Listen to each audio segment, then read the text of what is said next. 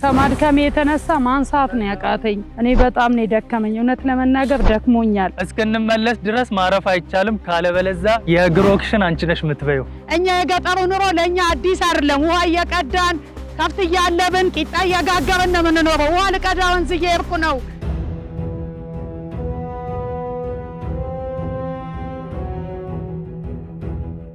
እዚህ ጋር ያለው ስራ በጣም ነው የሚያደክመው። ከጧት ጀምሮ እስካሁን ድረስ እየሰራው ነው። ሊያልቅልኝ አልቻለም። አሁን ልመለስ እዚሁ ልሁን እያልኩ ነው። ሰዓቱም 11 ሰዓት ሆኗል። በዛሬው ቻሌንጅ እናቴና እኔ በገጠራማው የሀገራችን ክፍል እንኖራለን። ታዲያ መኖር ብቻ አይደለም ግብርናውንም እኔ 2 ዙር ሄጄ እንደዚህ ያለከለኩኝ 4 ሰዓት ላይ እንግዲህ በጣም የሚገርም ጥንካሬን ነው የሚጠይቀው በበሬ ማረስ። የዕለት ተዕለት የቤተሰብ ኃላፊነትና ኑሮንም አብረን እንኖራለን።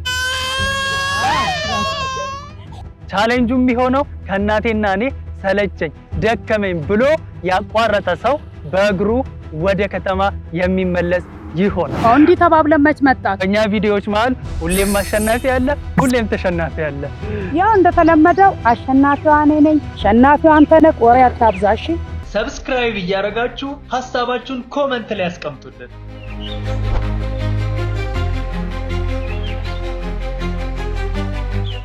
ስራችንን ከመጀመራችን በፊት ከቀየው ቤተሰቦች ጋር የሰላምታ ልውውጥ አደረግን። እኔን ወደ እርሻው ልከውኝ እናቴ ወደ ቤት ውስጥ ስራ ገባች። እስክንመለስ ድረስ ማረፍ አይቻልም። ካለበለዛ የእግር ኦክሽን አንቺ ነሽ የምትበይው። ምግቡን ለራስ አድርገው። የመጀመሪያ ስራዬ እንግዲህ የሚሆነው ጤፍ መዝራት ነው። መሬቱ ወደ ሸክላ አፈር የሚቀርብ የአፈር አይነት ስላለው ውሃ አዘል ነው። እናም ለመዝራት ከታሰበው ቀንና ወር አስቀድመው እንደሚዘሩ አጫውተውኛል። በጣም ትንሽ ነው የሚያስፈልገው እያሉኝ ነው። የመጀመሪያ ስራዬን እንኳን ብዙም የቻልኩበት አይመስለኝም። በራቅ አድርጌ ነው መሰለኝ ወረውረው። እናቴ ከኔ የተሻለ እየሰራች ይመስለኛል። ያው የገጠር ኑሮ ታውቃላችሁ፣ ወንዝ ነው የምንቀዳውና እያበሰልን እንደዛ ነው የምንኖረውና የገጠር ኑሮ ይሄን ይመስላል። አጀማመራችን እንደዚህ ቢሆንም ገና ፈታኝ ስራዎች ይጠብቁናል። ለኔ ቻሌንጅ አድርጎኛል። እንዴት እንደሚደክም ጤፍ አዘራር ላይ ከ10 ስንት 0 የሚሰጠኝ ይመስለኛል። ቡና እያፈላሁ እኮ ነው። የምሳ ሰዓት ስለሆነ ቡና እየጨመርኩበት ነው።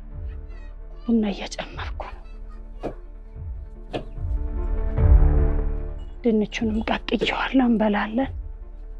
ወቅቱ ድንች ነው። የድንች ወቅት ስለሆነ ድንች ነው የሚበላው። ስለዚህ ቡና እያፈላሁ ነው። ልኮርክረው መሰለኝ በጥፍሬ ምን ቢያላለኝም ቡናው በዚህ ልኮርክረው። እሺ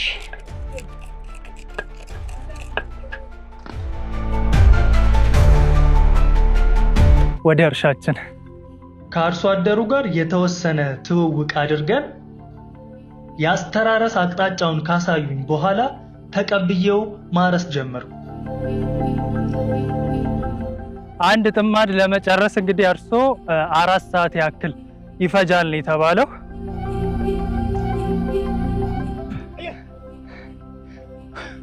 ሁለት ዙር ሄጄ ያለከለኩኝ ሙሉን ባርስ ብለውን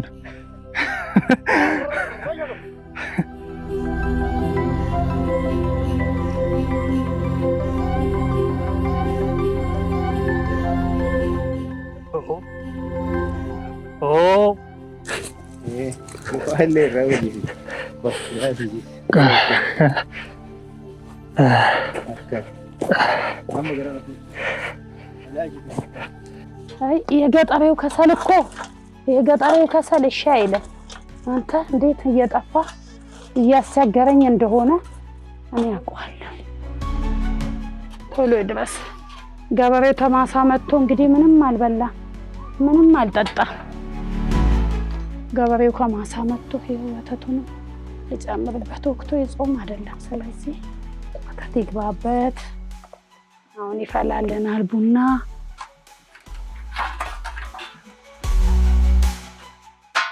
መጀመሪያ ሲጀምር አቅጣጫቸውን ለማስያዝ አይ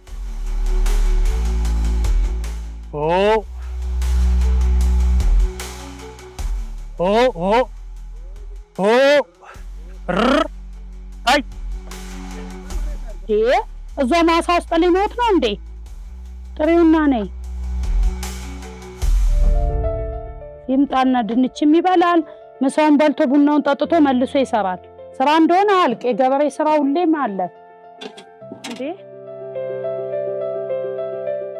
ከጠዋት እስከ እኩለ ቀን ያለውን ውሏችንን ጨረስን። ይህ የአንድ ቀን የኛ ስራ የእነርሱ ዕለት ተዕለት ኑሯቸው ነው። ቢሆንም ግን ደስታቸውና ሰላማቸው እጅግ ያስቀናል። በከተማው ጫጫታ የተወጠረ አይምሮአችን ባለን ነገር ምስጋና እንደሚጎለንም ጭምር አስተውዬበታለሁ። ቡና ተጠጥቶ የከሰዓት ስራዎች ይቀጥላሉ። አባባለ አራቀልት ወተቴን ቁጭ ብዬ ልናጣ።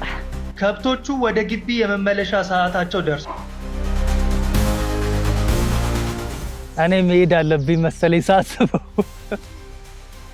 3 4 ከመታት በኋላ እየከፈትክ ታስተነፍሳለህ ማለት ነው። እንደዚህ ነው ቅቤ የሚወጣው የሚናጣው። ወተት የሚናጣው እንዲህ ነው። በቃ ወተት ይናጣል። አሬራው ለብቻ፣ እርጎው ለብቻ፣ አሬራው ደግሞ ለአይብ ይሆናል ማለት ነው። አባባለ አራቀልት እዛ ወደ ውስጥ ነው። እዚህ ጋር የለም። ሊኖር ይችላል። እባብ እንዳለ ማወቁ ያስደነገጠኝ እኔን ብቻ ነው። ወተቴን ንጬ አሬራውን አውጥቼ ቅቤውን ለብቻ አሬራውን ለብቻ ማለት ነው። ለነገሩ ከብቶቹም አዲስ ሰው ሆኜባቸው ጥለውኝ እየጠፉ ሳለ እባብ ቢያጋጥመን ከነሱ ይልቅ እኔን እንደሚተናከለኝ አስበው ይመስለኛል።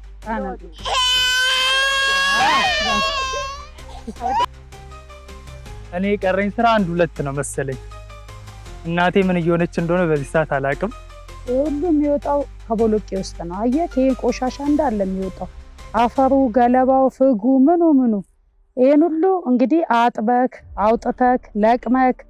እናቶች እንደዚህ አድርገው ነው ልጆቻቸውን የሚያሳድጉት፣ እንደዚህ ለቅመው። አየህ ይሄ ድንቹ ከ3 እስከ 4 ወር ባለ ጊዜ ውስጥ ነው ደርሶ አሁን እየወጣ ያለው።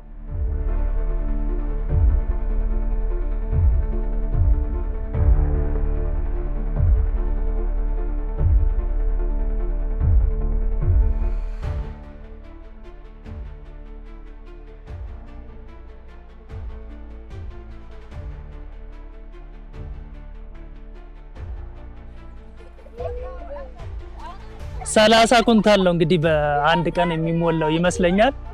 30 ማዳበሪያ እንሞላለን። ኦሬዲ እነሱ ግማሹን ሞልተውታል። የቀረንን እንግዲህ እንሞላለን ማለት ነው። እኔ በጣም ነው የደከመኝ፣ እውነት ለመናገር ደክሞኛል።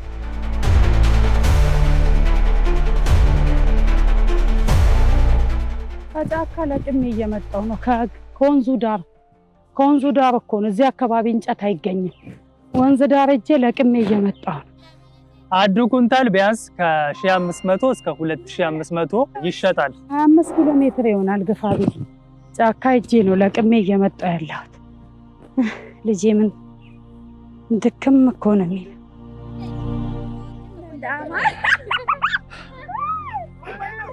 ልጥለው ነው።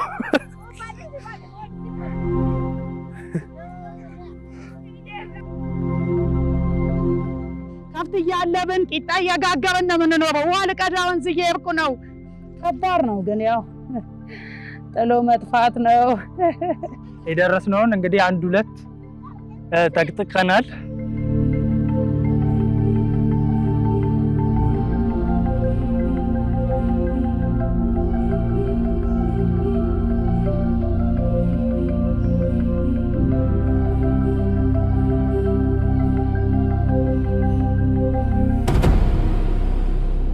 እውነተኛ ድካምና መዛል ተሰማኝ። ተስፋ ቆርጬ ቅጣቴ ልቀበል ወይስ እስከ መጨረሻው ጠብታ ላብ ድረስ ልስራ? ሰዓቱም 11 ሰዓት ሆኗል።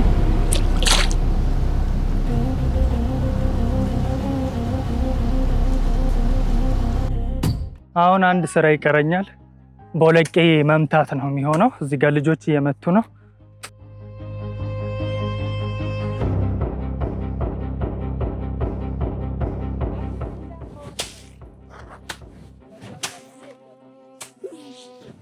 የኔ ስራ ነው። ይሄን ማስገባባት የኔ ስራ ነው።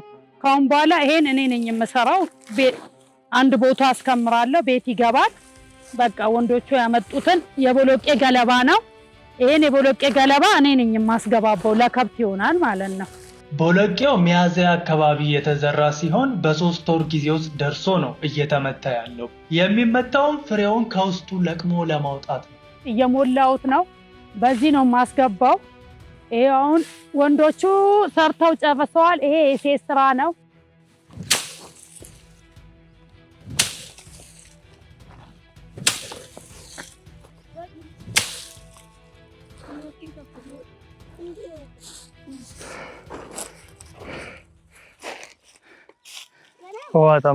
የቻልኩትን አክል አስገብቻለሁ። ካሁን በኋላ ልጆቼ መጥቶ ያስገቡ። እኔ በጣም ነው የደከመኝ፣ እውነት ለመናገር ደክሞኛል። መጀመሪያ እዚህ ስንመጣ ያሰብነው ልክ እንደ ማንኛውም ቻሌንጅ ቪዲዮአችን ነበር። ስቀናል፣ ደክመናል፣ ቢቀርብንስ ብለንም አስበናል። ግን እንደምንም ቀጠል።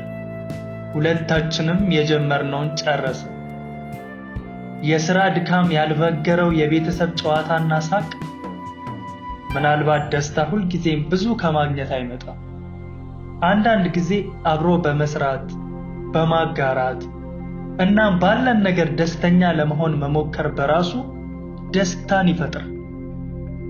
ይህች ቀን ለኛ ቻሌንጅ የሰራንባት ብቻ ሳትሆን ከዛም በላይ ነች። የማይረሳ ትውስታን የሰጠች። በዛሬው ቻሌንጅ እንኳን ተሸናፊ ያለ አይመስለኝማ። ኧረ እባክህን እንደዛ ሳይሆን ማለት ነው ሁለታችንም አሸንፈናል መሰለኝ። እኔ እንጃ። እነሱን ተሰናበትን። እናንተን ግን